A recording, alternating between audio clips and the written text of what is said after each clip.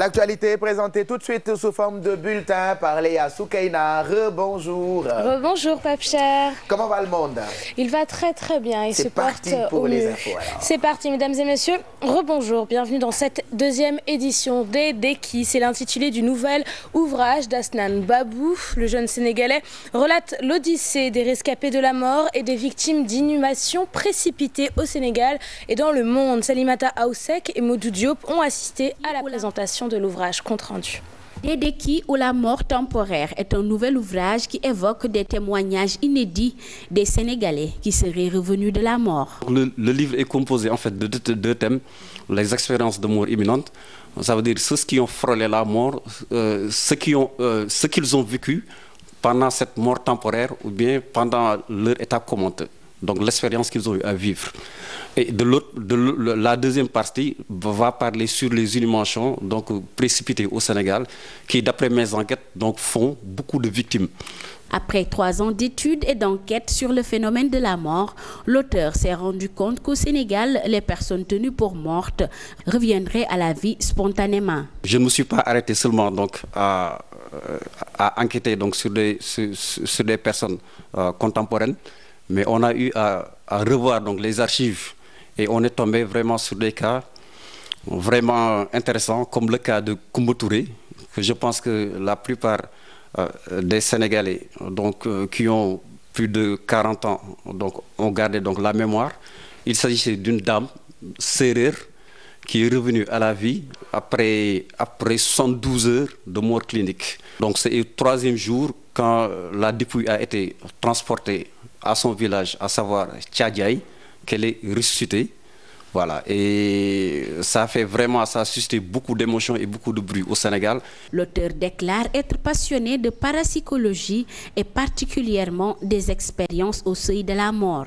J'ai toujours été intéressé par la parapsychologie, mais l'idée du livre m'est venue d'un questionnement, à savoir qu'il était vraiment bizarre pour ma personne de constater que autant d'hommes sont passés sur terre et que personne n'est revenu pour nous dire qu'est-ce qu'il en est. Des Dékis est son premier ouvrage, mais il ne compte pas s'arrêter là.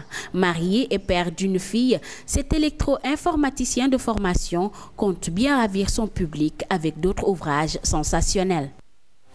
Musique à présent pour parler de la musique soninké, un genre musical riche avec des sonorités diverses et variées que Demba Tandian veut davantage vulgariser. Et pour ce faire, l'artiste Sahar Kholé a produit un album entier empreint de cette musique pour la promouvoir sur les scènes africaines et internationales. Ibrahima Kamara, Youssou Baro. Il joue de la musique soninké ou sarakholé. Né dans le sud de la Mauritanie, à Ajar, dans la région du Guidi-Maha, Demba Tandian est l'artiste soninké le plus connu de sa génération. La musique mandingue, soninké, blues, bamana et wassoulou. C'est un peu de la même famille parce qu'on peut appeler ça la musique pentatonique.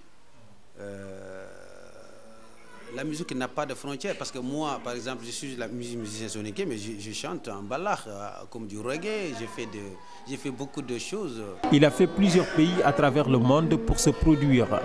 10 ans de carrière ont conduit Demba Tandian à jouer la musique pentatonique au Grand Théâtre de Dakar. Après l'année dernière, 5 janvier 2013, je me suis dit, bon, attends, mes fans au Sénégal, les soninké de quelques toucouleurs de Wolof qui me connaissent, je peux attaquer le Grand Théâtre. J'ai attaqué le Grand Théâtre, alhamdoulilah, on l'a fait en guichet fermé. Le monde qui restait, le foule qui restait dehors, qui n'arrivait pas à rentrer, ça fait plus de 2000 soninké qui sont retournés chez eux, qui n'ont pas pu rentrer au Grand Théâtre ces jours-là. Ce genre musical peu connu des Sénégalais est très riche, nous dit le jeune chanteur qui affiche aussi ses ambitions. La musique soninké, c'est une musique très riche. On peut dire que le premier chanteur soninké, ce sont des Touré Kunda. Beaucoup de gens écoutent Touré Kunda, ils vont peut-être croire que c'est des Wolof ou c'est des Sossé, etc. Ce sont des soninké. On demande de soutien à tout le monde pour nous aider à lancer cette musique soninké et cette culture soninké un peu partout dans le monde.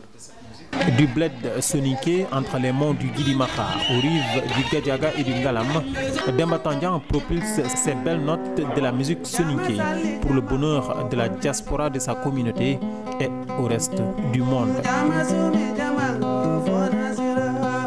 Voilà, et petite rectification, hein, Demba Tandian est un artiste Saraxolé. Avec des ventes d'albums qui ne cessent de grimper chaque année et des textes toujours d'actualité, 3 décennies après sa mort, le roi du reggae toujours présent dans les esprits et dans les cœurs. Au Sénégal, Robert Nesta Marley compte de nombreux admirateurs qui l'ont célébré ce 11 mai, date d'anniversaire de sa mort. Reportage Fatima Thiam et Modou Diop. 33 ans après sa disparition, Bob Marley reste toujours dans la tête et dans les cœurs des adeptes du reggae. Au Sénégal, les reggaemans se souviennent et célèbrent l'artiste. La journée du 11 mai, c'est pour moi une journée de se rappeler du reggae, mais c'est une journée aussi de penser aux autres qui sont dans des difficultés. Nous sommes là pour fêter l'anniversaire de Bob Marley, un musicien qu'on respecte beaucoup, que nous les reggaemans nous l'appelons papa, et nous sommes là et on dit à tout le monde de venir, de vivre cette musique-là, reggae, qui est notre musique, qui est notre vibration. Nous le fêtons avec joie, avec émotion, avec plaisir. Parce qu'un musicien comme Bob Marley, repenser à Bob Marley, c'est vraiment autre chose. Et on est là pour continuer la mission de Bob Marley en tant que chanteur, en tant que musicien, en tant qu'artiste. Le reggae, une musique venue des tréfonds de la culture jamaïcaine, une musique de lutte contre l'oppression, surtout de l'homme noir. Le reggae, c'est une musique, c'est la musique la plus pure des formes de musique jamaïcaine. Le reggae, c'est la musique de ceux qui savent dire non, ceux qui sont contre toutes les formes d'oppression. Le Rastaman, il ne dit pas toi et moi, il dit I and I, je suis l'autre, l'autre et moi. Je ne peux pas être libre, je ne peux pas manger tranquille si l'autre personne n'est pas tranquille. 1981-2014, 33 ans que Robert Nesta Marley est mort. Mais son héritage reste toujours source d'inspiration pour beaucoup d'artistes. Let's get together and feel. Voilà, ainsi se termine ce journal, cette 2e édition. Prochain rendez-vous de la rédaction à 13h avec le journal en Wolof. Alors, il y avait quel artiste dans le journal à part Bob Marley?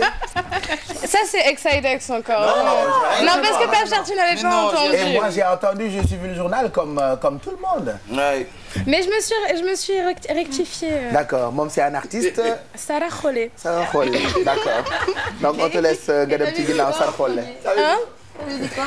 Mais à tout à l'heure, parce que là, il faut vraiment que j'y aille. Par contre. Non, parce qu'on m'appelle dans mon oreillette. Ah bon? J'arrive tout de suite. Au revoir. À tout à l'heure. À tout à l'heure. À tout à l'heure. À tout à l'heure. À tout à l'heure. À tout à l'heure. À tout à l'heure. À tout à l'heure. Bande de fous. Hein? À tout à l'heure, Yéya.